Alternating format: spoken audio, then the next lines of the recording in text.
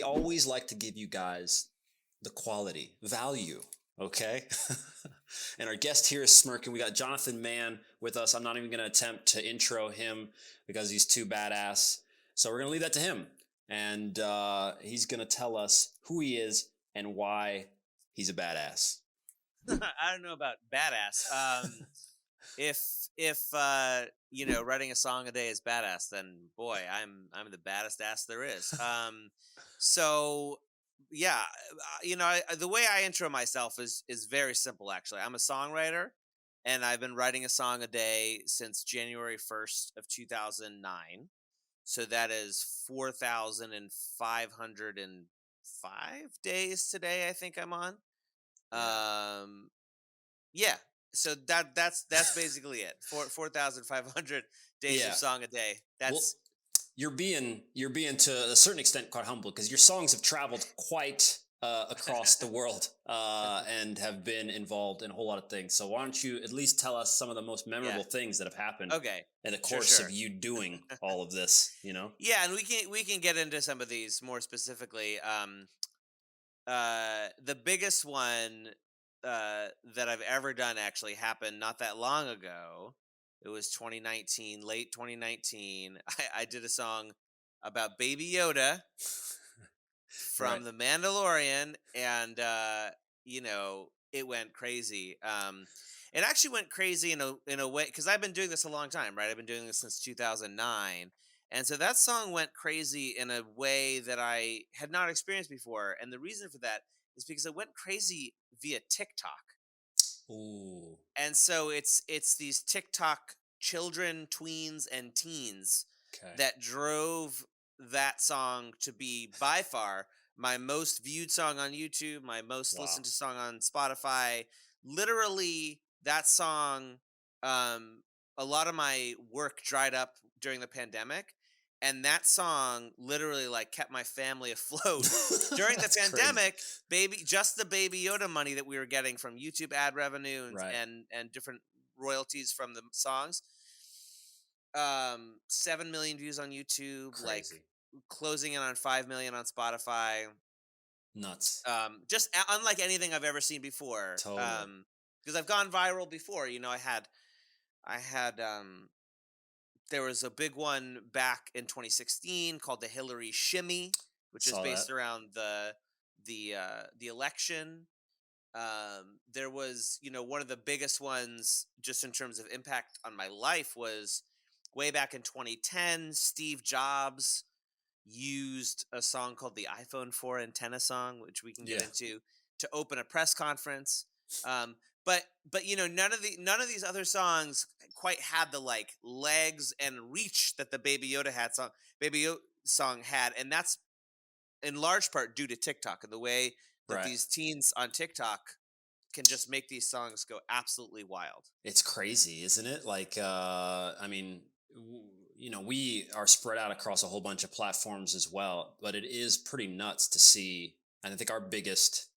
How big did the video get on TikTok? Oh, I guess you didn't put it on, or did you put it on TikTok? I didn't even put it on TikTok. I had uploaded it to Spotify. Okay. And what I think happened is that somebody just searched the little music search for Baby Yoda, came up with my song, used it, and then the way that works is other people see it, they use it, they put it in their video, so it was it didn't get that many uses on TikTok. Maybe the last time I checked it was 400,000. But what's strange about that is how 400,000 hits on TikTok can translate into all this other, and that doesn't happen. If I go viral on Twitter, that doesn't affect my Spotify, that doesn't affect my YouTube. Sure. If I go viral on Facebook, it doesn't travel outside of Facebook. Gotcha. TikTok seems to have this ability to launch something, especially music, outside of its sphere, which is really crazy. Yeah. For it to be able to permeate like that. I mean, the reason I asked was just out of curiosity because I know in TikTok, it's just amazing to watch how viral you can get. One of the cool things about it is looking at, pages or profiles that don't have a whole lot of followers reach this massive amount, right? And when we first started, I think now we have about 120,000 TikTok followers, right? Right. And pales in comparison to like where we're at on YouTube. But it's funny to see the reach sometimes and so quick. And you never know. Like we put out a bunch of language videos also. I mean, we have soccer stuff on there, and we have language videos stuff on there where we'll go on and talk a whole bunch of different languages, and it's just interesting to see. But sometimes the videos will sit there and do nothing for good time, and then if the right group of people got it, at one time we've had things go viral in Russia, in Croatia, in Sweden, in US, and it's like if the right crowd gets it, it just catches this fire like no other. And just to your point, they've always been asking, one of the big questions on the language content, at least, because in the soccer they know where to go. On the language content, they're like, where's the full video on YouTube? They want to go see more somewhere else. Right. No other platform is like that. No other platform where people are like, I'm actively trying to go to another platform. And it's the algorithm, man. They have this weird algorithm that just like, they surface things in weird ways. And it's completely, no one uses TikTok and like actively visits someone's profile. No. It's all the For You page, right? Things just show up.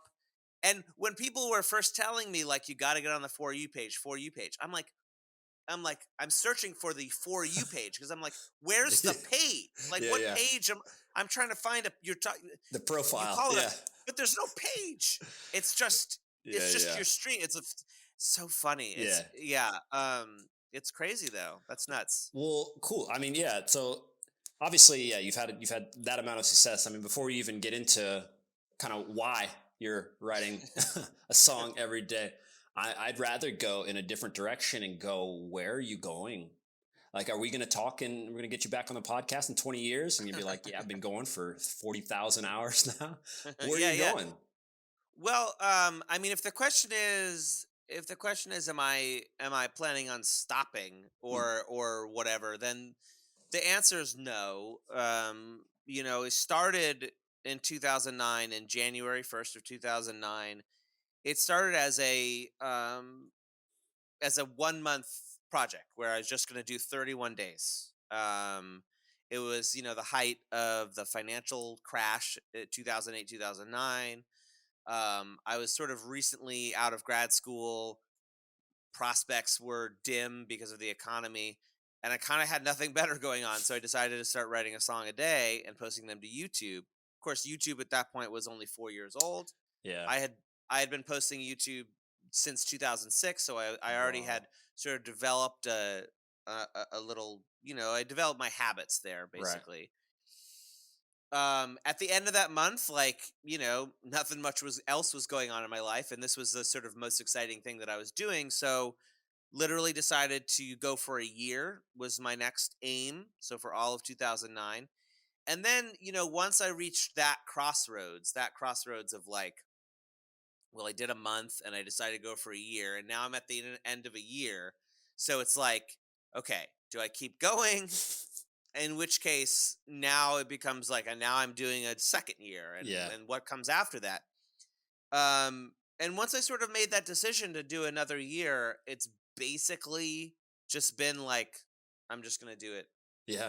Forever. I mean, the closest I've ever come to stopping was around 2000. So that, to give you a sense, I'm at 4,500. So that's about 2,500 songs ago. That was when my son was born. My son happened to be born right around song 2000. And that seemed like it could be a good stopping point, having my first kid, hitting 2000. But then, of course, it's like day 2001 rolls around. It's just like, as soon as again, it's like that crossroad. As soon as I sit down and write another song, it's like, all right, well, I guess we're doing this. Keep going. And since then, I haven't really considered stopping. So if I live to be 90, my grandma, she lived to be 90. Knock on wood, if I can live that long, it'll be roughly in the area of like 24,000 songs. So that's something to look forward to. I mean, it's insane. I've got to wonder, and I was obviously clicking through a whole bunch of the different songs. I caught the duck song. I was enjoying that. That was just a few days ago, I think now. And one can only imagine how you've changed, how your style changed, how all that, everything in your life. Obviously, with the birth of your child, you start having different thoughts, and life becomes different, and whatever. There's going to be a whole bunch of changes over the course of this time, and there Sure. already have Yeah. been. Uh, are you? Have you become more positive, more jaded, more? What's been the change in your music or in you? I guess it's more of a change in you. It's kind of cool to see, and to see that manifested as Jonathan in music, but it's really Jonathan overall. I mean, it's hard to separate the feelings. Like as a creator, as I have to call myself that, it's really hard. Like if I'm upset, that goes into my my video, Hmm. Hmm. and it Hmm. goes into music. I grew up playing the guitar. Like I love Jimi Hendrix, and Right. my mom got me a guitar, and I learned some stuff, and it was cool to learn how to solo. I love Nirvana, and I've just got these wild music, you know, uh, Yeah. influences. But yeah, how did that? How's that journey been? Yeah, that's an interesting question. I mean, most of the time I spend thinking about like, song a day is just it's just like if we practice something every single day for, going on 13 years, you're going to get better at it, right? And so from that perspective, it's just like I've vastly improved on sort of almost every front Mm, of song a day. Some parts I feel like sort of improve faster than others. For instance, like my voice, mm, this instrument of my voice, has vastly improved from year one to now. Just the act of, it's literally a muscle. So I'm like working it out every single day. Something that hasn't improved quite as fast is like, um, say, my guitar playing. And that's because I don't spend as much time doing that, I because it's see. like I spend my time recording the guitar parts, and then aside from that, it's like I'm hardly playing guitar at all. So, uh, um, but emotionally, I mean, that's an interesting perspective. I mean, we change, like you said. Obviously, I was 26 when I started, and I'm 39 now. So Right. that's a big difference. I was in a relationship then, but I had no like real responsibilities. Yeah. Yeah. And now I'm like a full-fledged adult with like life insurance and stuff. So Yeah. Yeah. um that is definitely like a different feeling. So I feel like on one side of the coin, I would say, I've matured. My thoughts have turned to different things. My kids and Right. what's going on in my life and my marriage and all that kind of stuff. Yeah. But on another front, I think like to a certain extent, I'm still just me, and all the sort of stuff that I always was concerned about, am I still, Hmm. concerned about? Hmm. And the biggest through line of Song a Day, you know, the two biggest through lines are say are one, I always just follow my instincts, I don't think too much about any given song. Most days I'm hardly thinking about it at all. I see a duck on the internet that's very tall, gonna write a song about it. Hillary does a funny shimmy at the debate, I'm gonna write a song about it. Something, I had whatever, a bagel for breakfast, like I'm gonna write a song about it. And then the other, and that hasn't changed. Like that's basically the same. It's just, whatever, the things that are happening in my life, like, my kids are driving me crazy, I'm going to write a song about it. That's Right. certainly something that I never had a chance to write a song about before. The other biggest through line, and this is really the key thing, I think, to maintaining a project like this over time, is ultimately like I just don't I've developed this muscle of like just not caring very much on any given day, and like that's really, it's counterintuitive, but like that's really special and really key to doing something like this for so long, is like if I cared too much. I've known people who have started their own kind of thing a day projects, and the ones that sort of fizzle out the fastest are the people who like have to make it perfect every single day, because that's not possible. That's not Right. sustainable, you know? Even if you're a monk living in a cave, living in a cave somewhere and you have no other things to do, just putting all of your effort and your putting your all of your expectations and yourself into every single song, you're not going to be able to do it. You have to just say, "Yeah, this is my song today, and if you like it, Right. you like it. If you don't, you don't. It is what it is." Yeah. Um, I find there's a lot in here that I just I want to dive into because it just reminded me of one of the things. First one I'll go on is, as I've had interesting people on it, and you're matching. So we had a guy named Dean Radin on, who's the chief scientist of the noetic, or chief scientist at the Institute of Noetic Science. So they study all sorts of things, kind of actually psi research, I guess you could even call it. They study consciousness, and the effects of flow and stuff. And what you're saying about not caring is one of the big themes in what they found in athletes and in mhm, mhm, high performers, in their right, ability to get the best out of it, is that you gotta, yeah, you care. It's like you do care. This is your livelihood. Like you said, it helped right. keep things going. But at the same time, you can't give a shit at all at the same time. And you hear that trope, thrown out across a whole different bunch of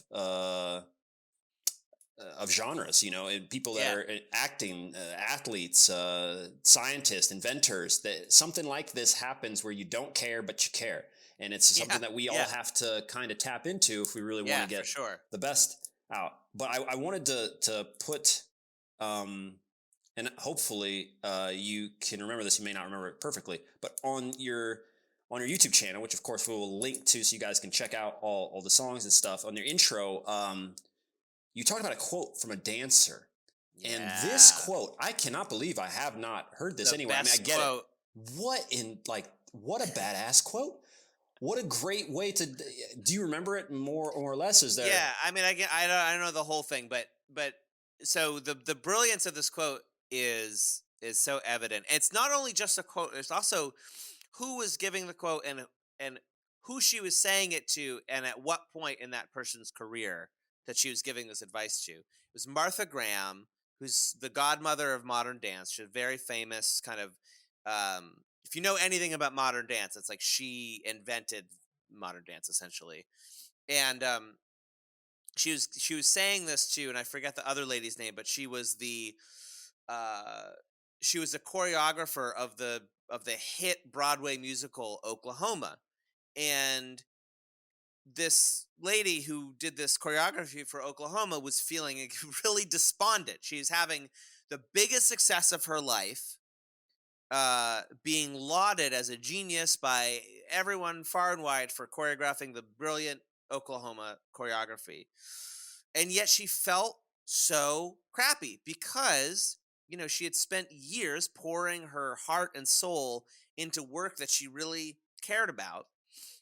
And here she kind of just poops something out, this like right? crappy Broadway choreography, and people love it. And so she comes to Martha Graham and says, "Why don't I feel satisfied? Like, what's the problem?" And Martha Graham says, I mean, I can pull out certain parts of it. Like, Sure. she says there's no satisfaction as an artist whatsoever at any time. There's only a queer blessed dissatisfaction that, keeps us going and makes us different from other people who don't feel this need to create. If you feel the need to create, you're literally never going to be satisfied. And it gives me chills just saying it, because it is so true, and it's so freeing to hear that. It's like, oh yeah, this thing that I have in my head of success, or Mm. or feeling in some way that like some feeling of satisfaction is attainable, is not. And you can just stop thinking about it, and that's not the point. The point, Martha Graham says, this is her phrase, is to keep the channel open. All we can do, we can't worry about what somebody else is going to think about our stuff. We can't worry about what we're going to think about our stuff. The only thing that we can do as creators every single day is keep the channel open. Just keep making things. Just do it, and it's not up to you to decide how other people are going to feel about it or what they're going to feel about it. If they like it, you'll feel good. If they hate it, you'll feel bad. But who the fuck cares? Yeah. It's that has nothing. There's no bearing on what you do as a creator. Um, yeah, I Yeah. love that quote. Is just it's Unbelievable. so Yeah, I love it. I mean, just in it rings true, especially for people probably even more intensely in show business, as you Yeah. want to say, where you've got this intense desire to please Yes, the everybody. crowd, and Yeah. if you don't please me, the guy that paid whatever. I don't even know how movies even work in the world. I can't go to them anymore. But yeah, Right. like if you don't please me, then you failed, and it's not that. It's not that at all. And I'm one of those people too. Yeah. And clearly, you probably don't know my story or just even me in general, but I could just play soccer. That's my Right. job. Right.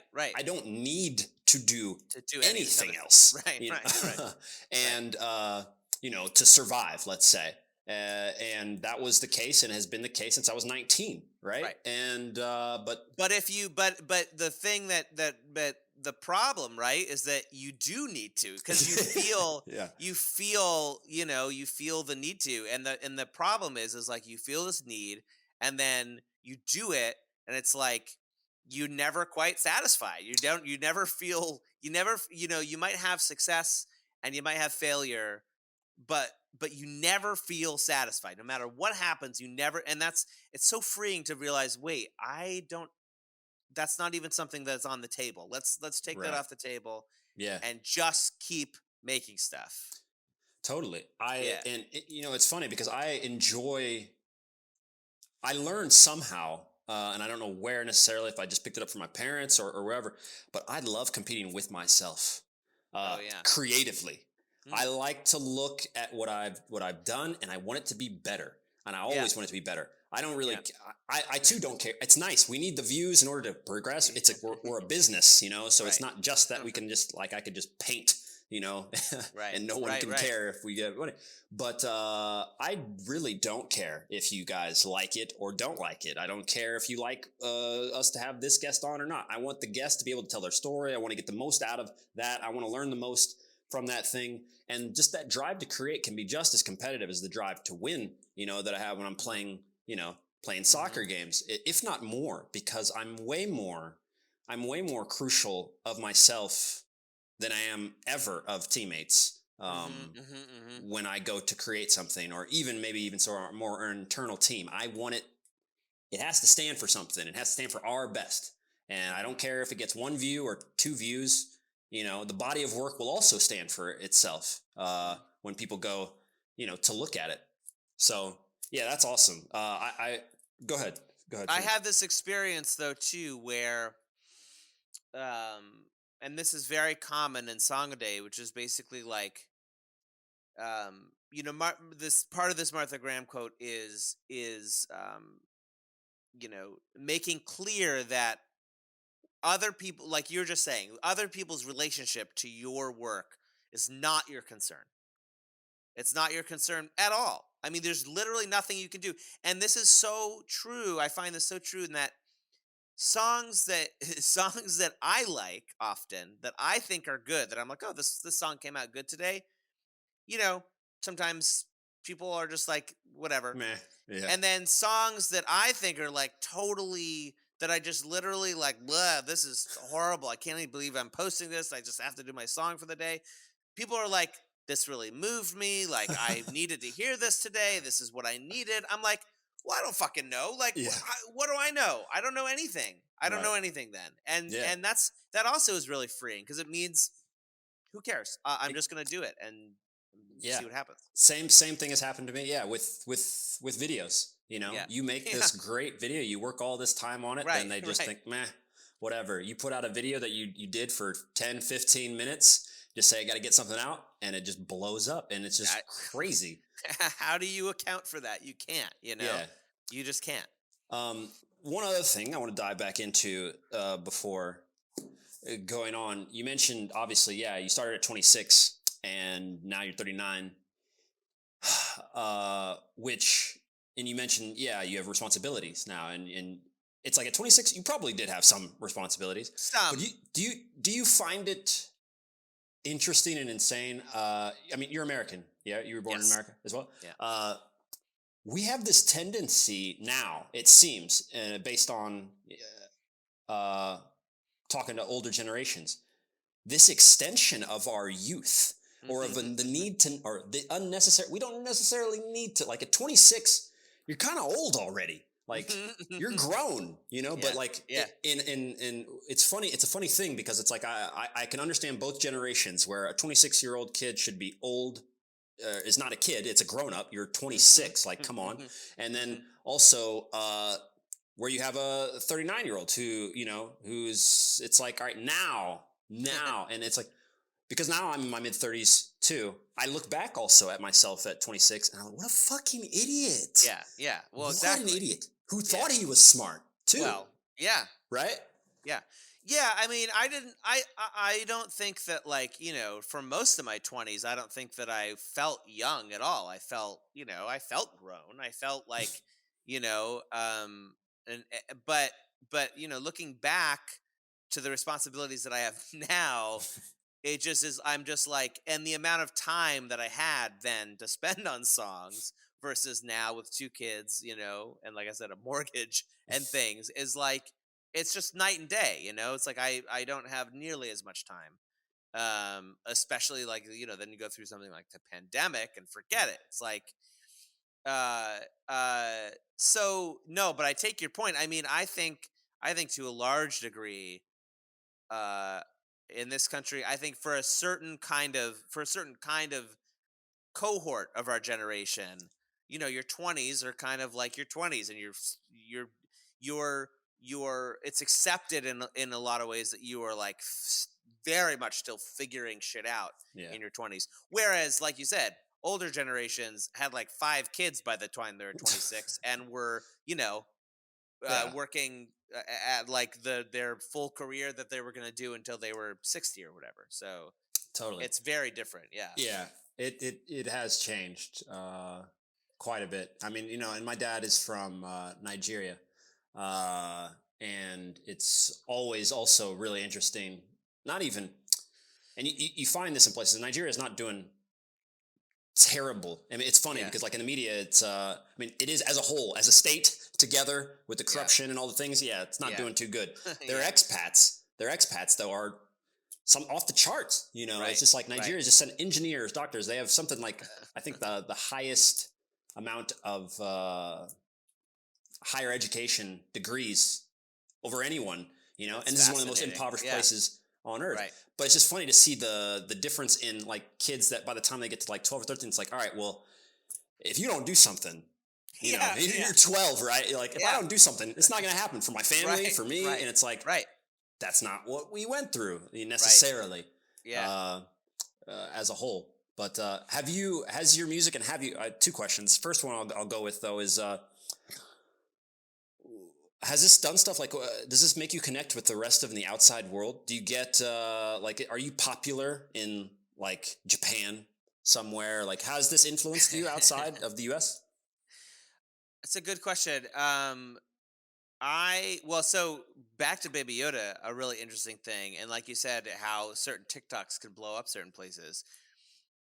Baby Yoda for like weeks and weeks was on Spotify #1 in many Scandinavian countries. I'm in It was Sweden like, right now. oh, there you go. Yeah. In like Sweden and Norway and Denmark, like #1 on the internet viral Chart. chart on Spotify. So Yeah. that was like that. I watched it climb. I was like #10, number Right. 4. I was like, this is crazy. Nuts. Um, uh, Mostly no. I mean, I Mhm. think the vast majority of my audience is local to the states. I feel like there are pockets.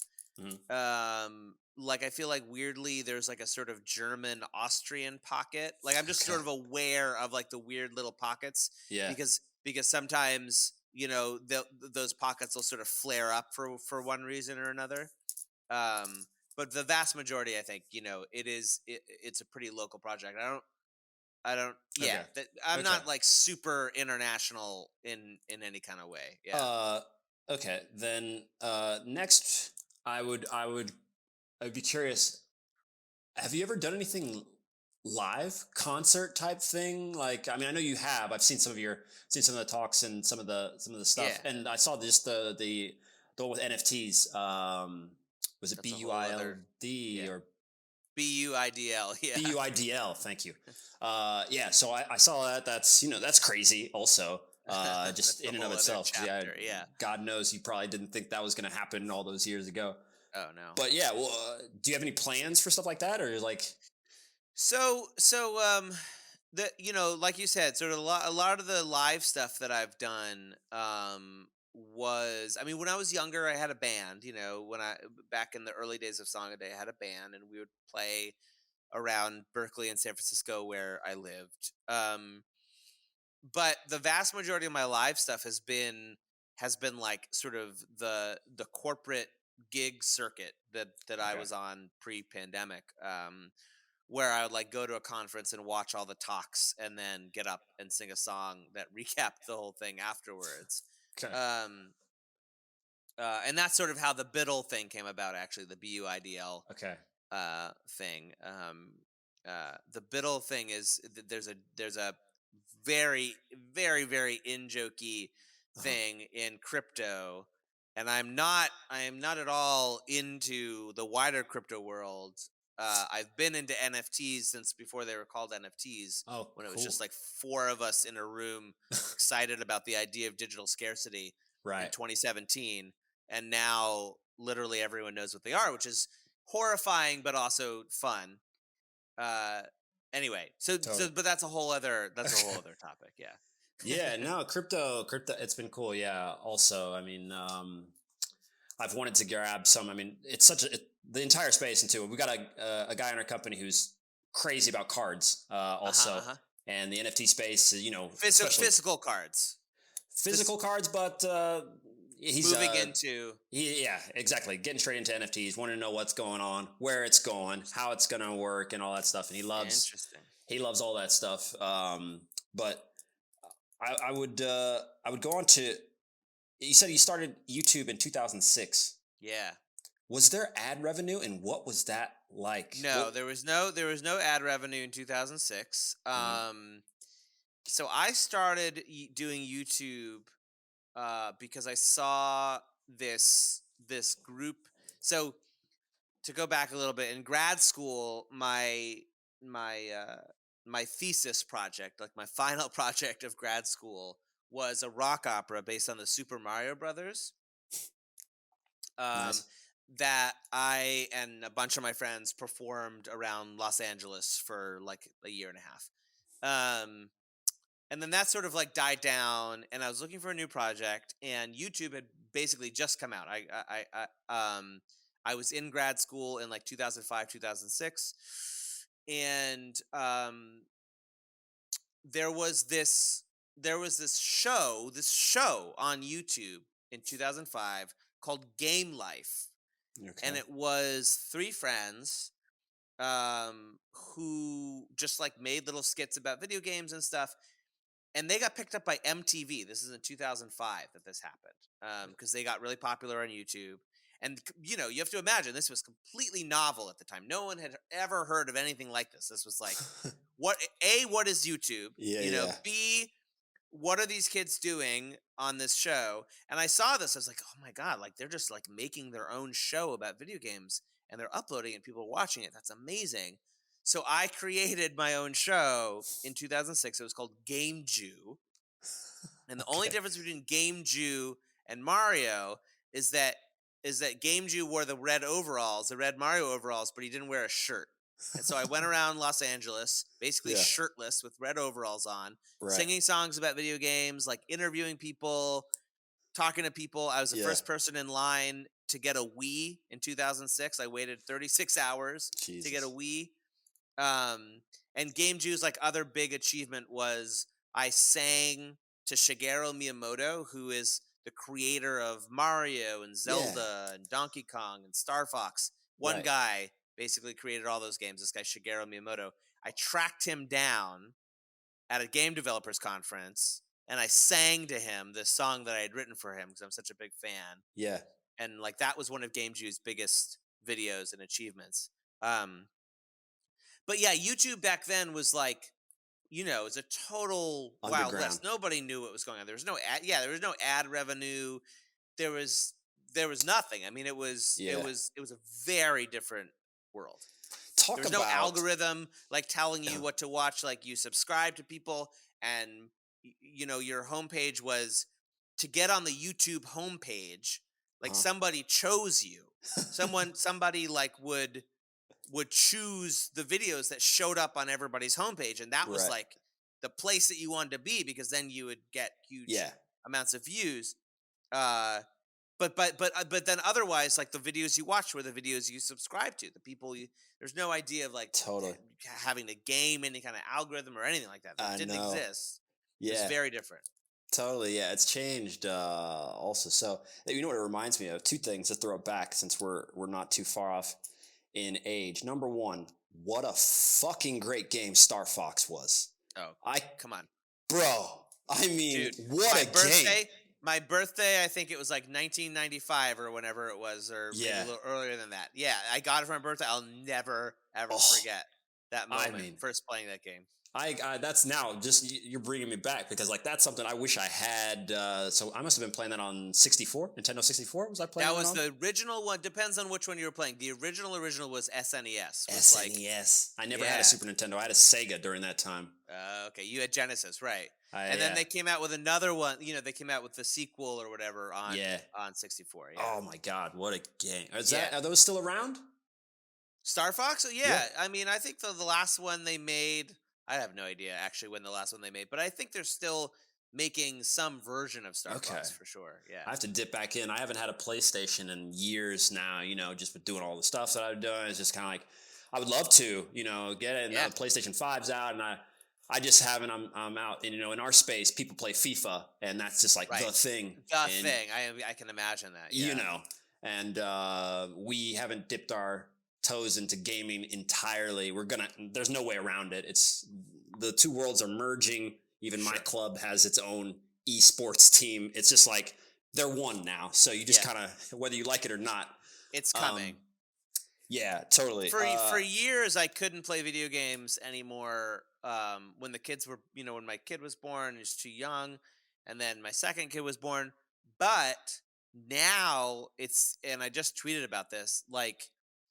Literally the highlight of my day, and this is sort of like it's literally a dream come true because video games are such an important part of my childhood and they mean so much to me, and the memories I have of the video games that I played with my friends is like indelible.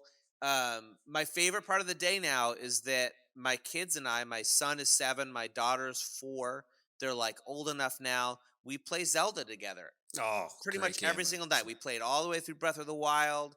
We played Link's Awakening. We're going back to the beginning, playing the original, and like they look forward to it. I look forward to it. It's like it's the best. It's like we all solve the problems together. It's like it's the best. It's just like, it doesn't get any better. I mean, the fact that you get to share that with them and all that, it just happens so naturally. It's pretty cool. I never actually thought about that. It's the best. And you're right, though, because when I look back and think about some of the things, and it's like we didn't grow up with having the cell phone right there. Like you could play on your scientific calculator. You could play Tetris or whatever. Right. And you look at like what's on a phone now. Forget it. And the phone blows away all of our consoles from our youth. It's not even remotely close. It's not even remotely close, yeah. It's just like the graphics. You're looking at this thing, and it's like, you have a computer thing. It's like, I would have killed for that. But yeah, GoldenEye was my thing. I kind of honed in on that. N64, I remember my mom took me to to Toys R Us, which I think is also gone, like Blockbuster. Yeah. Yep. And she's like, you can get a game. And I'm just like, oh, I can get a game. I didn't even know what GoldenEye was. I saw it was a first-person type shooter thing. Got it. And I honed in on that. And then I was sold. The amount of hours spent playing that is just insane. But back to music. I'm kind of curious. Have you ever thought about? And okay, let me ask you this first before I ruin my genius entrepreneur idea. What do you do? What do people get on your Patreon? You know, it's funny. So I'm deprecating my Patreon, Okay, and I'm moving to a platform called 𝗲𝗡𝗋𝗄, never heard of it. which is very small Okay, now, but I much prefer. The It aligns very much with my values, basically. So Patreon, as you may know, big company founded by Jack Condon, um, hugely funded by VC venture capital, just like all the other startups, whatever. yeah, yeah, Ampled, by comparison, um, is a worker cooperative. So it's owned. I am literally. Oh, it's getting framed. I actually just sent my certificate to get framed because I'm so happy about it. I am literally an owner, an artist owner of this platform. okay, So, as long as you have, I think it's like, as long as you get 10 patrons on Ampled, you can then become an artist owner, and community members can become owners, and the Hmm. people, every single person who works on the platform is an owner. And we Wow, all collectively own and can drive the direction of the company. okay, So it doesn't, it doesn't provide yet all of the same exact functionality that Patreon does, but I moved. I had something like, I don't know, 100 some odd Patreon subscribers. I moved the vast majority of them are now all on Ampled, still okay, getting my monthly money from them. okay, Except now, instead of Jack Condon and whatever VC company hmm, owns Patreon, I am now a part owner of the platform. And I right, think, like, in the future, this is me getting on my soapbox a bit, but I think in the future, that's really going to be a big way that individuals take some of the power back from the giant tech corporations, essentially, like, sure, are going to be these smaller, um, but completely community owned platforms. That's yeah, something that really excites me. So, but to answer your question, I don't use Patreon as a way of giving anything, actually. I see Patreon, I use it, and everyone uses it differently. But for me, it's really like, I'm already doing a song a day. Like, I'm giving you all, like, yeah, almost all that I have to give. Like, that's yeah, that's a that's what I have. And so basically, if you want to support that, if you want to support what I do, you know, sure, please join my Ampled or whatever. And that's sort of how I approach, because I've tried, I did Kickstarter campaigns, and I've tried to, like, do things where I provide an extra layer of things, and I find it, for me, very unsustainable. totally. Because I'm already stretched pretty thin.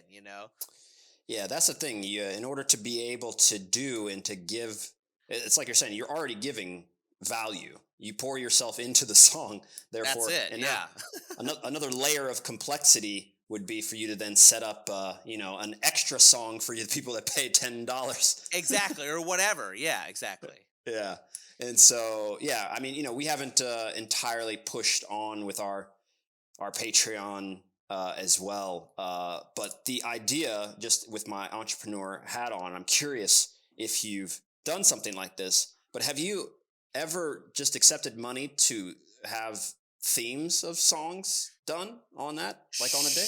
Sure. So Okay, so I do like, you can go to my website and find, I have sort of two general buckets that they fall into. They're sort of personal songs that people hmm, want, and then I call the other one theme songs. And that tends to be, so the personal songs tend to be for things like weddings and birthdays and bar mitzvahs, and sometimes just because, and it's really sweet. And I don't um I don't charge very much for those. I don't do it for the money.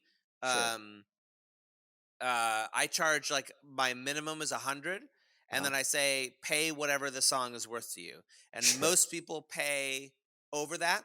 Right. Not everybody can, but that's fine. And then on the other side, I have like what I call theme songs, and that ranges a bit more. Why? Like what's because you take more time, you kind of build out a Yeah, I mean, oftentimes it's more for a businessy kind of thing. So it's mm, like, I do a lot of podcast theme songs. I do um let's see. themes for even some TV shows I've done.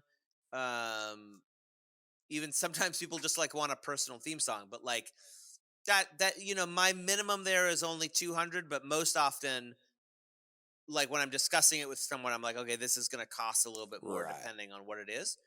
But just to give you an idea on like the personal songs, my favorite part about the doing the personal kind of songs is really actually just like reading about people's lives, because I have this form that they fill out and then they tell me the story of like what they want me to write about.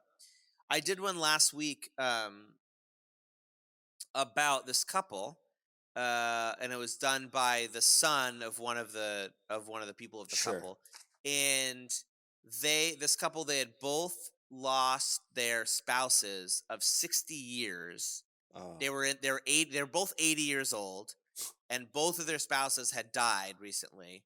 okay. Of 60 years, 60 years they had been together, and they were friends. They had been friends, as a couple. They had been friends for years, I and see. they go out on a date to Starbucks. These two 80-year-olds who just recently widowed, Yeah. and the next day they have dinner together. And at the dinner, he proposes, Okay. and they just got married on Sunday. And so like that's this, so then I made a little song for them Yeah. to commemorate. And it's like, I don't That's yeah. I need to charge something, but like I don't need a lot of money for It's that. Like cool, that's right? it's just Yeah, it's just beautiful.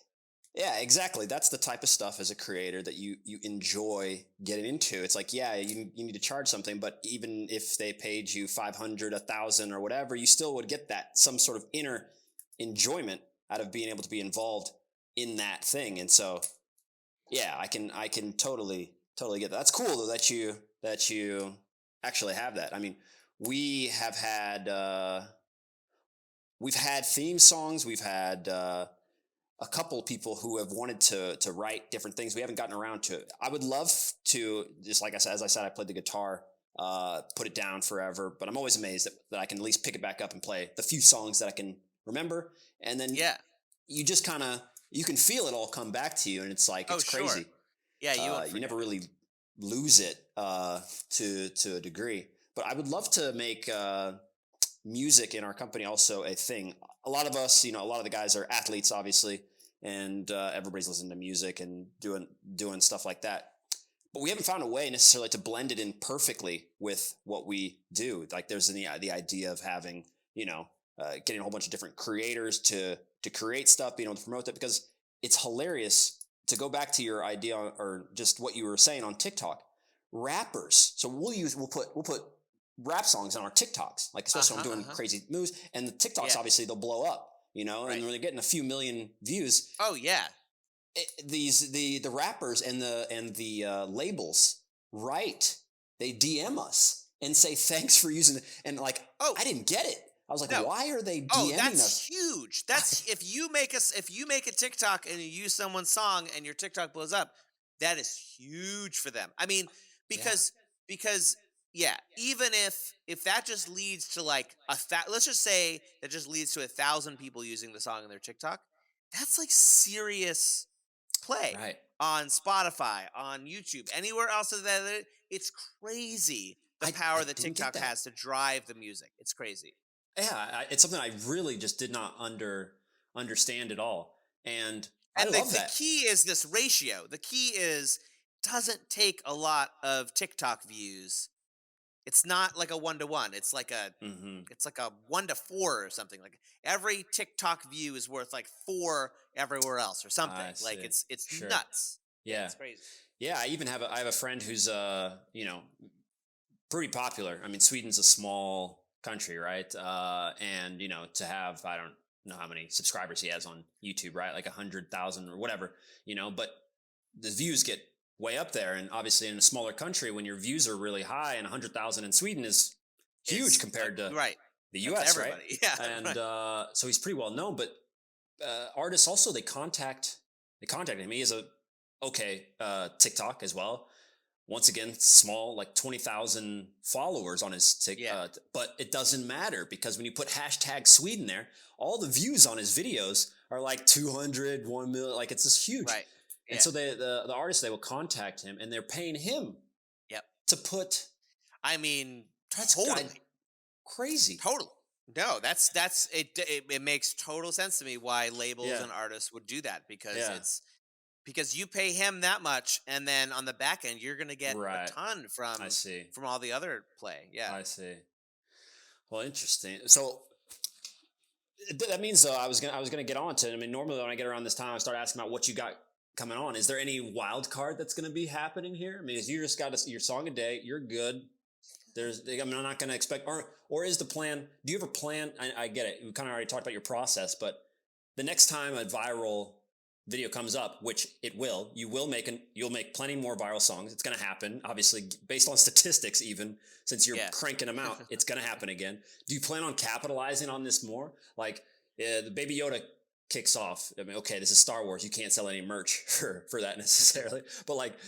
Could you like have like a bunch of other things that could just kind of bubble off that wouldn't take away from what you do? Well, so the thing that I'm doing now, and it's funny because I literally have been working on it in some form or another since 2017, when I first learned about what are now called NFTs. Then we call them crypto collectibles, which I'm glad Mm, they're not called crypto collectibles. I yeah. don't love NFTs. Whatever, that's a whole other conversation. Yeah. Uh, Back then, like I said, it was just like four of us in a room, like really excited about this idea, and the idea is digital scarcity. Like, what's Right. that? How can something that's digital, which is infinitely replicable, be scarce? And there's a bit of like hand waving involved for Mm. sure. I don't know if you've looked at anything having to do with NFTs, but it's like Yeah. the thing that you own when you're owning an NFT is not necessarily, in most cases, the art itself, or the thing that you are supposedly buying. The thing that you're buying is sort of a receipt, if you will, that says I own that thing. Yeah. And the Yeah. receipt is what is scarce. The receipt is what is sort of immutably, indelibly written into the blockchain. Hmm. But if for some reason the piece of art or video or music that you are quote unquote buying were ever to not exist, all you would be left with is this receipt, which essentially amounts to 64 digit number, Yeah. a hash. It's called a hash. Yeah. Yeah. Okay, so all that being said, I've been working on a project since 2017 to essentially turn each and every single song a day song into an NFT, Okay. into a one of one NFT. And I combine all the different sort of traits that each song has. I say traits, I mean, the mood that I was in when I was writing it, the location that I was in when I wrote it, Mm. the style of the song, the instruments I used, the topic of the song, Star Wars, animals, ducks, whatever. I combine all of that, and that gives each song a sort of rarity score based on all the different songs that I have. And since 2017, I sort of had this dream of, okay, I'm gonna release each year of Song a Day at a time, and people are gonna buy and then sell and collect my Song a Day songs, each as a one of one NFT. Um, I spent a long time working on this, sort of trying to raise the amount of money that I would need to hire the developers to build the thing and do all the stuff. Finally, it gets to the point here in 2021 when the tools exist for me to do it without the developers, where I can basically use the existing platforms that exist and essentially do it myself. So in March, I successfully sold the first year of Song a Day, 2009, 365 songs. I sold them each for basically zero point 0.1 ETH, which at the time was around, $200. blowing up now Um, though. I sold all. Now it's now it's more like $340, but Yeah. I sold all of the songs. They sold out in 30 minutes. Um, Wow. and that just like propelled me straight forward into now I'm getting ready to launch year 2 Okay. 2010, which includes the Steve Jobs song, Okay. and things like that. So that's the train that I'm on right now, is sort of back neck deep in the NFT space, Hmm.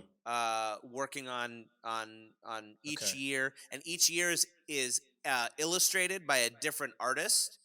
Okay. So each song not only is the song, but it comes with a piece of art that is programmatically put together based on all those different traits I was saying. So Gotcha. the artist draws an acoustic guitar and a banjo and a bass and any kind of instrument that I play, and they draw the different locations. They draw New York and Los Angeles and Berkeley and Connecticut, and they draw different faces that represent my mood. They draw anxious and excited and happy and sad Right. and angry. And then they draw for the topic, for animals, it's like it's up to the artist. Like the first year in with animals is just like, I have like bunny ears and whatever. Yeah. And then I have a friend who codes it so like all of these different elements get put together in the right order for each song, uh, and each year is done by a different artist. So each year is going to have its own Gotcha. sort of different vibe and look and feel. Yeah, and so it's super exciting. It's like it's a whole other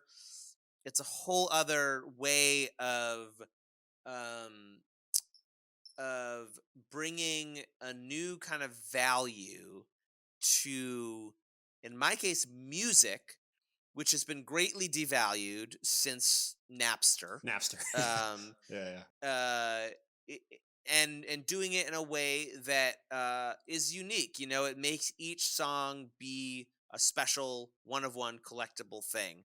Hmm. Now, again, you're collecting the receipt that says that you own the song, which is a sort of philosophical debate that is very present and very real in the NFT space. Like, Yeah, I know is it about it. Yeah. important to own the thing or own the token? Like, which?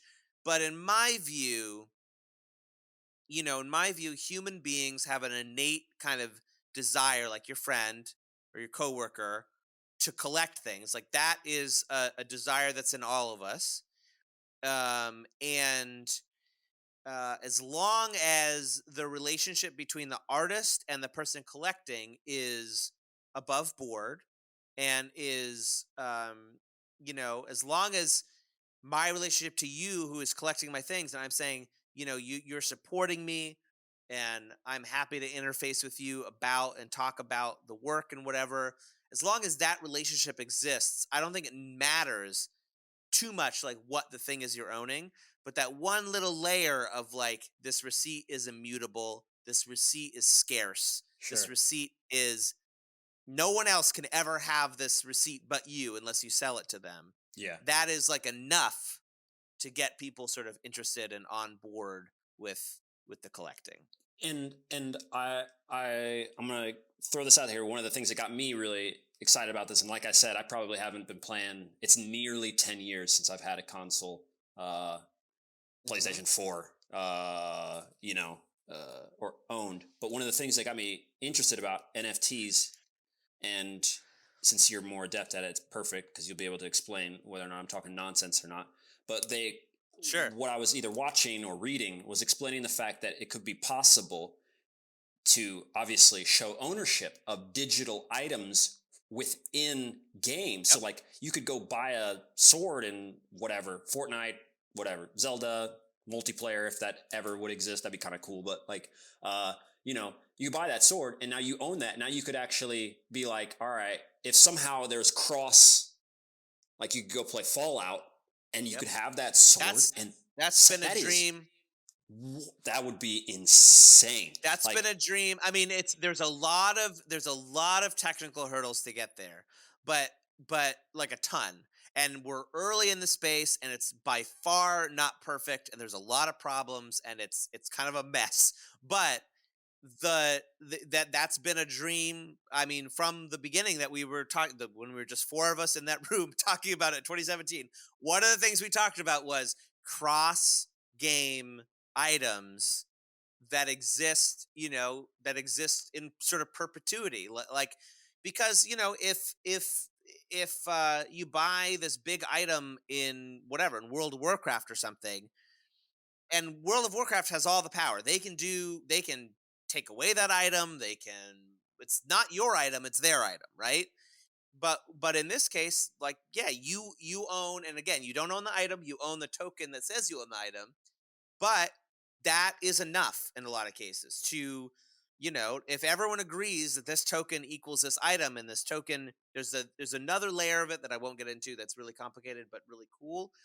But like, that is enough, and that is, yeah, it's super cool, this idea. And there are people within the space who are working on just like a sort of a proof of concept of this, of like two games within specifically the NFT space, making it so your one item will work across both games, Yeah.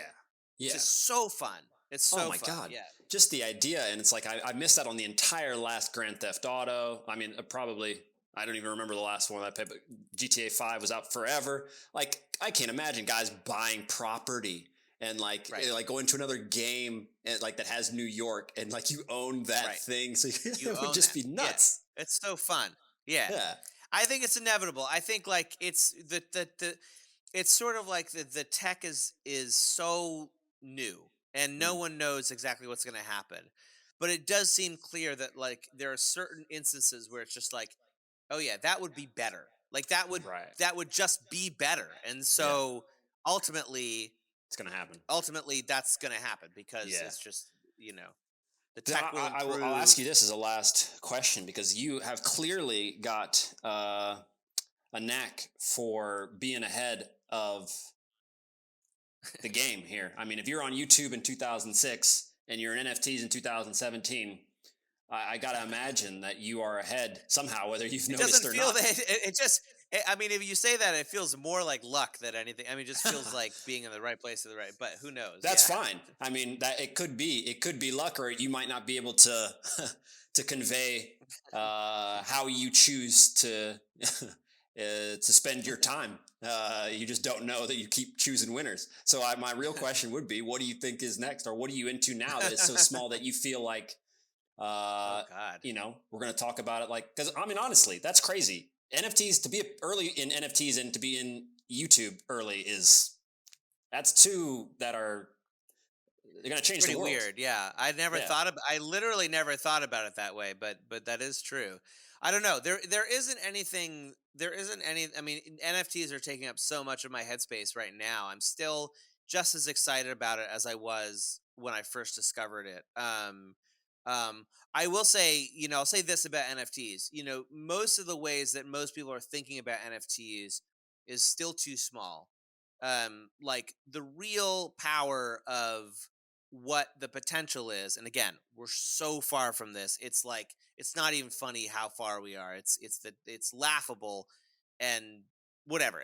But the future that it could portend is a future in which, like, everything that you do online you own. Every single thing you make, do, every single thing is not controlled by a company, but controlled by you. You own it. Every single tweet you make, every single Facebook post, every single thing you do on Discord, every single YouTube video is yours specifically to do with what you will. And you control it. It's yours. That's the sort of, you essentially, like, you owning, how these companies make all their money off of selling our data. You own all of your data. You literally own it immutably on the blockchain. That's the sort of like pie in the sky end game of this, is you have a sort of a singular identity online, and this identity follows you every single place that you go, and all of your data, all the detritus of your digital life is attached to that identity.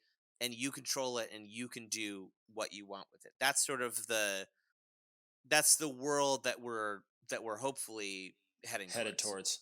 I mean, it's clear, yeah, obviously, with what's going on with big data and stuff. I mean, the pushback is probably going to be real from Google and Facebook and Apple, well, whatever, and governments in order to try and, control what's really going to happen with everything in the blockchain. There's not much that they can do as far as, I mean, I'm no expert by any means, but from doing enough research, enough reading, and I'm not late to Bitcoin and all those other. So I at least have some knowledge there, and there's not much that they're going to be able to do. It's one of those things that I think ultimately no. Yeah. No, ultimately no. I think these conversations, between people who have kind of been in the space a little bit understand.